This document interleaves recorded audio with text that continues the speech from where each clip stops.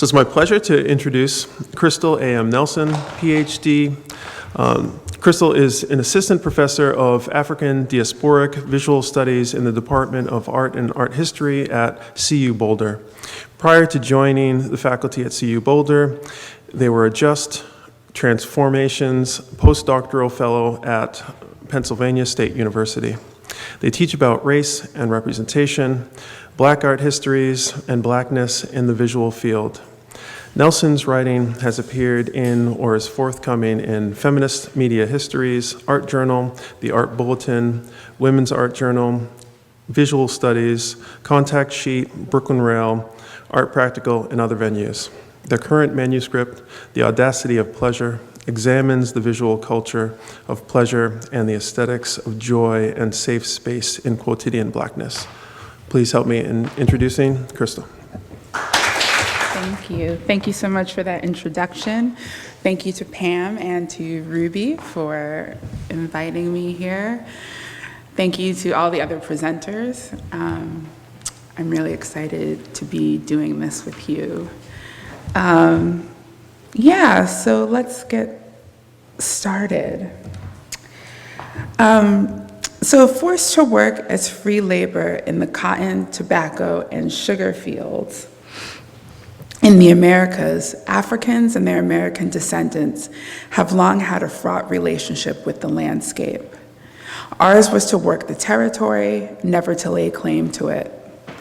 Although the enslaved would take to the deep woods to gather in the name of the Lord or for illicit frolics, they were at risk of being found by the paddy rollers. Known also as the slave patrols, these groups of armed men worked for the planters to enforce disciplinary measures upon defiant slaves. Punishment was often swift and brutal, making the landscape a scene of subjection. Although the enslaved created rival geography, alternative ways of using plantation and southern space that conflicted with the planters' ideals and demands, the landscape was a punitive space for the enslaved. While gains were made during Reconstruction, they were quickly diminished by Jim Crow. The Civil Rights Bill of 1875 gave Blacks equal access to public accommodations. However, the Supreme Court decision Plessy v. Ferguson institutionalized separate but equal. As a result, African Americans were prohibited from utilizing outdoor spaces, from national parks to local beaches. As Jim Crow became more entrenched, so too did anti-Black violence. An era of lynching as racial terror began. African Americans were particularly vulnerable to lynching parties that would appropriate the landscape for their rituals of death. With technological advancements, Black communities were designated centers of malodorous industrial manufacturing and dumping grounds for waste material. This is not to say that Black people only had a negative relationship to nature.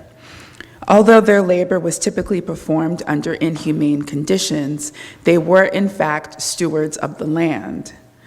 While they owned neither the land nor their labor, Black people demonstrated high skill levels and innovation in their relationship to the land. These seeming contradictions reveal the complexities inherent to the intersection of race and the environment. I begin with this abbreviated history of anti-Black, anti-Earth forms of violence because it is fundamental to understanding why Black ecoaesthetics developed.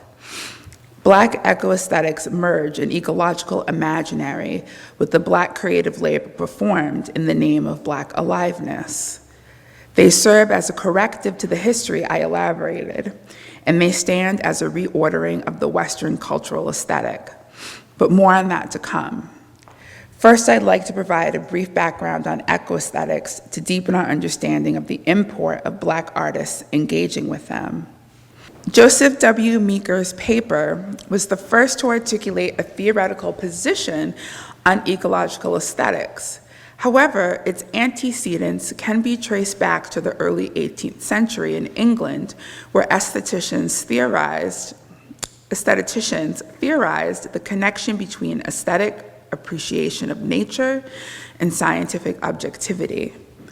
By the 19th century, in continental Europe and the United Kingdom, theoretical study of the aesthetics of nature declined. But across the Atlantic, attitudes toward nature shifted from fear and hostility to a sense of protectedness over a landscape that was systematically being destroyed by industrialization and colonization. Yet the desire to protect the wilderness stemmed not from a sense of ethics, but from an interest in preserving the nation's most stunning vistas. That is to say, the efforts to preserve the landscape were aesthetically driven. This pride in the natural beauty of the American landscape took shape in painting. Artists such as Thomas Cole, Frederick Church, and Albert Beardstadt created monumental paintings of the Hudson River Valley, nearby New England, and American West. Tonally reverential, their paintings idealized nature, emphasized its fragility, and sought to inspire admiration for the beauty of the natural world. Their work reflected the changing attitude toward nature and the emergence of a burgeoning American conservation ethic. This informal group of painters came to be known as the Hudson River School. Sharing more of an aesthetic affinity than geographic location, the members of the Hudson River School dedicated their practices to depicting the splendor of the landscape unmarred by encroaching industry and new technology. As we heard yesterday, this landscape, and just earlier, this landscape tradition was not without its issues. As seen in these paintings, their landscapes were often devoid of people. Rarely seen in the compositions were indigenous inhabitants of the land or enslaved laborers of the land. As a member of the second generation of Hudson River School artists, Robert S. Duncanson applied his particular lens as an African American to the landscape tradition. Born in upstate New York in 1821 into a free Black family of house painters, decorators, and carpenters, Duncanson practiced the family trades for a few years before his ambition to practice fine art brought him to Cincinnati. At the time, Cincinnati was the economic and cultural center of the U.S. west of the Appalachians. Perhaps more important for Duncanson, the Ohio metropolis was one of the major centers for free Black people in the country and a crucial hub for abolitionist activity. He won several important commissions that led him to the landscape tradition and earned him the reputation as one of the preeminent Ohio River Valley landscape painters. And he was, incidentally, at one point considered the best landscape painter of the West.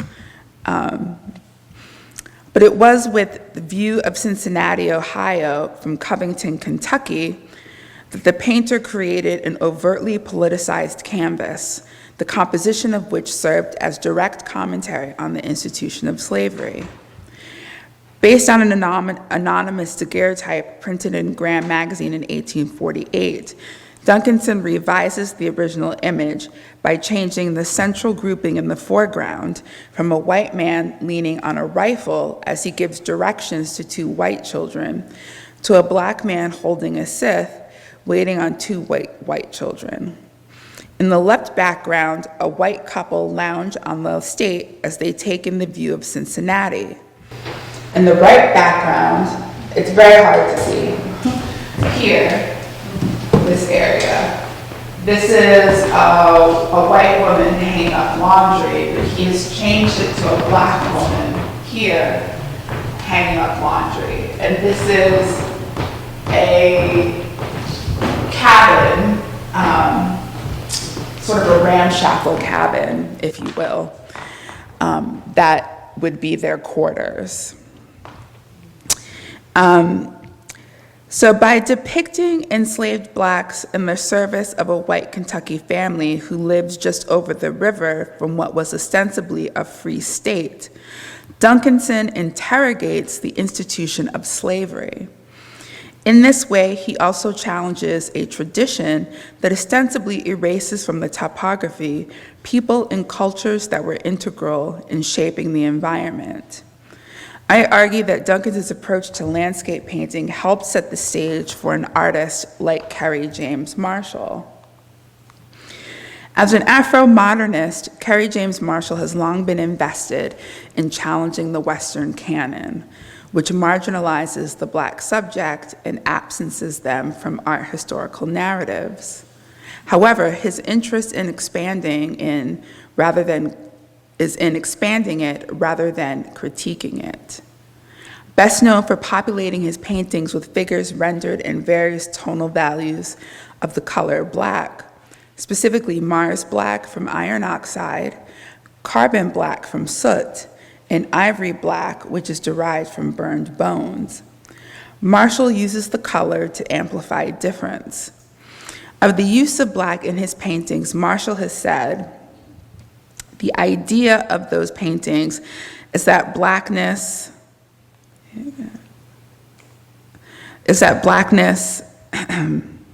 is non-negotiable in those pictures. It's also unequivocal. They are black. That's the thing that I mean for people to identify immediately. They are black to demonstrate the blackness can have complexity, depth, richness. Though Marshall is primarily known for his portraits of black figures, he is considered a virtuoso of the major genres of the Western canon, including history, painting, and still life. Landscape is counted among those genres of painting that he has mastered, yet he is seldom read into that tradition. I want to propose that we consider, however briefly, Marshall's ongoing series Vignettes as part of the landscape tradition. In his 2003 painting, Vignette, a nude male and female run through tall reeds of grass. The man wears an afro and the woman's hair is styled into dreadlocks. Birds and butterflies fly around them as they frolic in the landscape. There is no indication as to their location, but it is clear they are alone together. Their bodies are young, lithe, and agile, and they move through the landscape without a care in the world. The afro and the dreadlocks place the couple in the contemporary moment, but the landscape is primordial, summoning the Garden of Eden or a time before time. Theirs is a fugitive moment, not surveilled, not constrained. It is a geography of freedom. The series is based in part on Jean-Honoré Fragonard's late 18th century series, The Progress of Love. From it, Marshall borrows the vignette, an ornamental device used in book publishing during the French Rococo period. The Rococo emerged in early 18th century France and deployed images from everyday life. The Rococo paintings upon which Marshall's work is based focused on romantic love, creating a space of fantasy free from the constraints of moralizing tradition or the political and financial conditions of arranged marriages. Marshall, in his series, represents quotidian Black love in lush environments. In the painting on the left, untitled Vignette, a couple lounges on carpet of soft grass, canoodling under a tree while red hearts and canaries and bluebirds fly overhead. The lyrics to Stevie Wonder's My Cherie Amour float above the couple, whose intense affection make them oblivious to their surroundings. In Vignette 13, a woman leads her male partner over a hill covered with white and red wildflowers. Holding hands, they walk away from the viewer toward an unseen destination that promises to be no less beautiful than the landscape the artist makes visible to the viewer. Both paintings suggest that these couples can care for one another and engage in forms of self-care that involve communing with nature. In placing these couples in the landscape, Marshall restores the mutuality between the Black figure and the landscape, not just as stewards of the land, but also as beneficiaries of the natural world. Thank you.